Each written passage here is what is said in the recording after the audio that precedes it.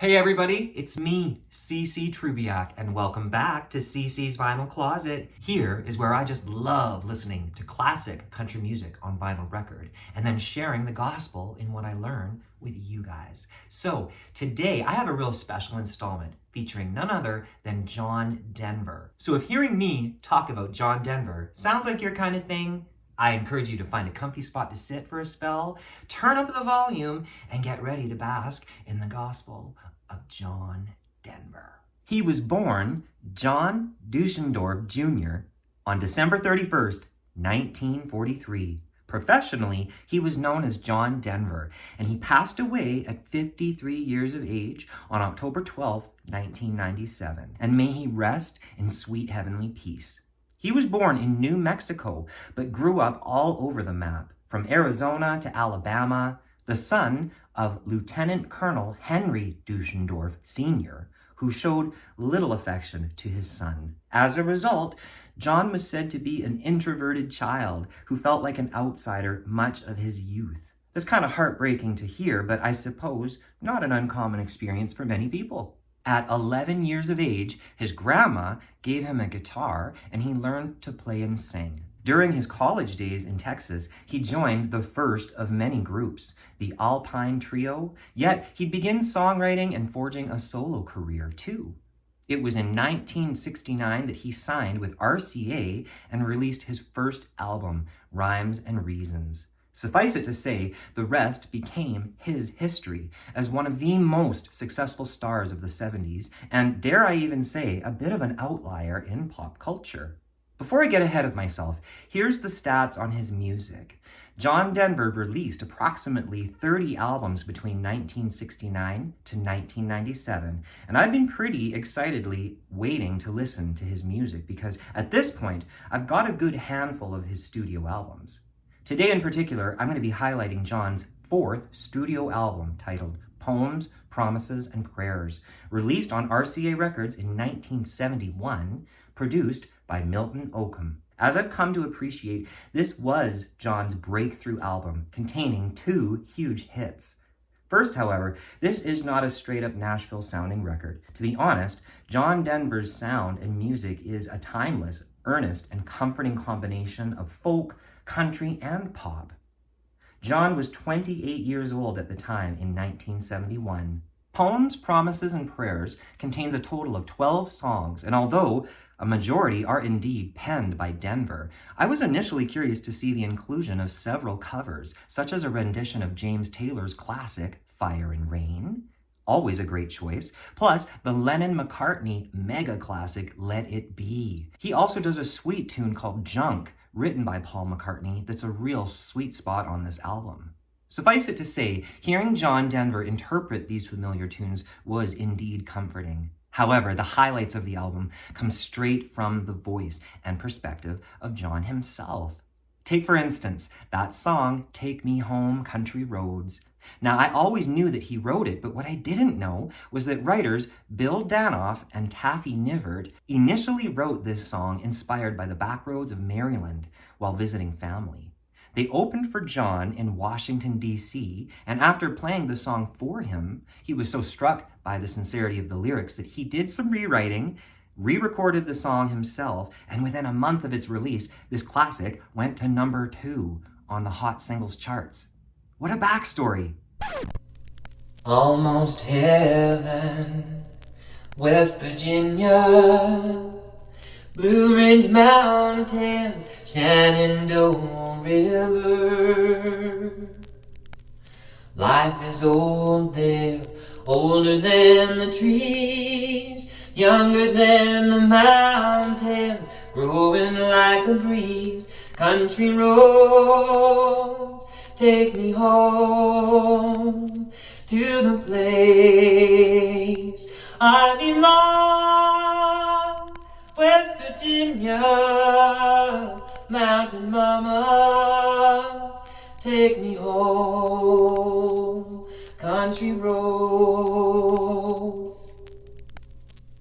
It really does not matter how many times I hear Country Roads. I always appreciate the words and John's beautiful voice. His pristine tone and that perfect pitch always effectively communicated his exquisite poetry, and he reached the hearts of millions. In the late 60s, early 70s, there was a lot going on politically, including the winding down of the Vietnam War. Yet in all of it, listeners could put on a John Denver album like this one and perhaps derive a little hope within his lyrics. The song Sunshine on My Shoulders originates off this record, and it's another highlight because of its inspirational tone. Such a simple little melody can be so effective. This song was the first of John's to go to #1 on the charts. Sunshine on my shoulders makes me happy. Sunshine in my eyes can make me cry. Sunshine on the water looks so lovely. Sunshine almost always makes me high.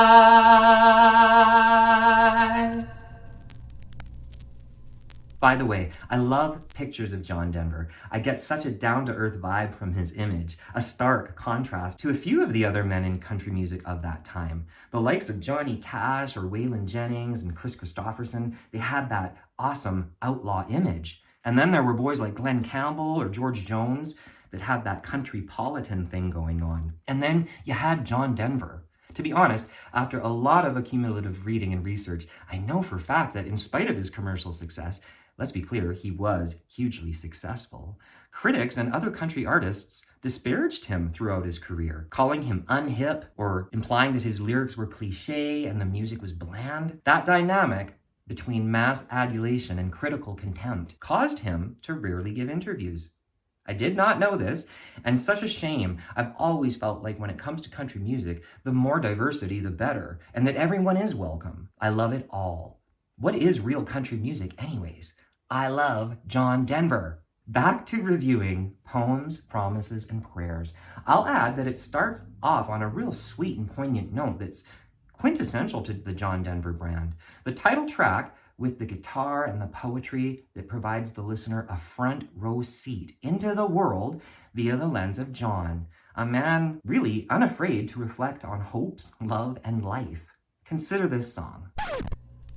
I have to say it now, it's been a good life, all in all.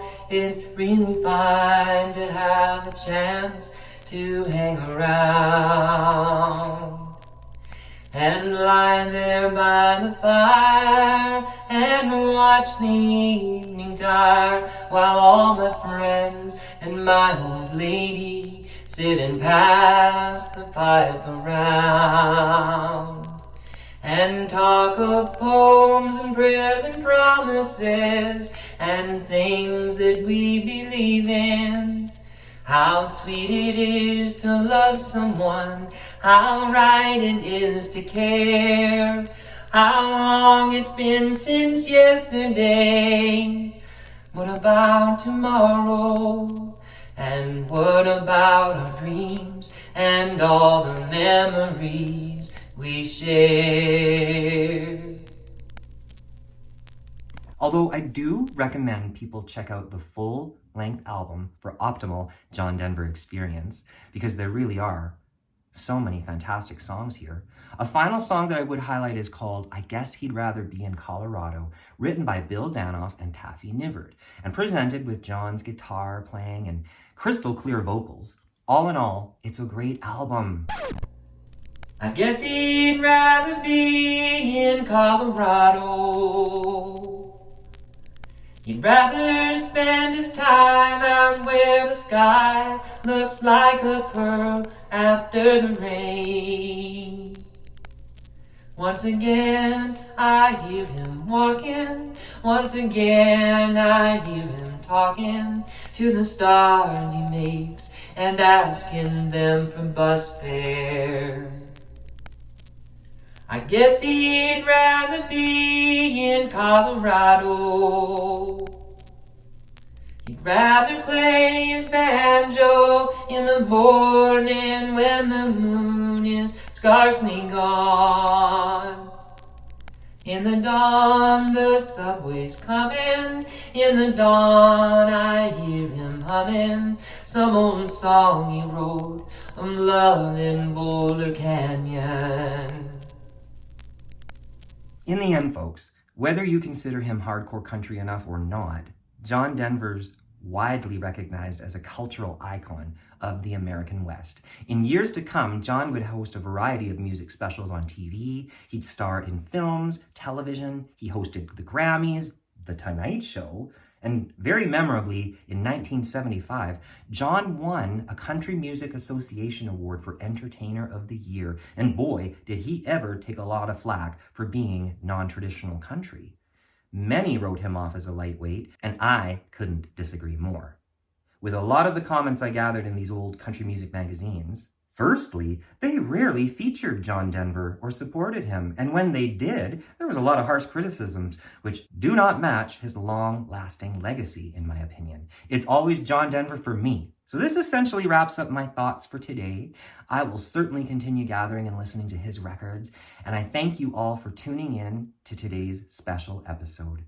Please hit that like and subscribe button, and stay tuned for next week's installment of CC's Vinyl Closet. Take care of you, and take sweet comfort in the music.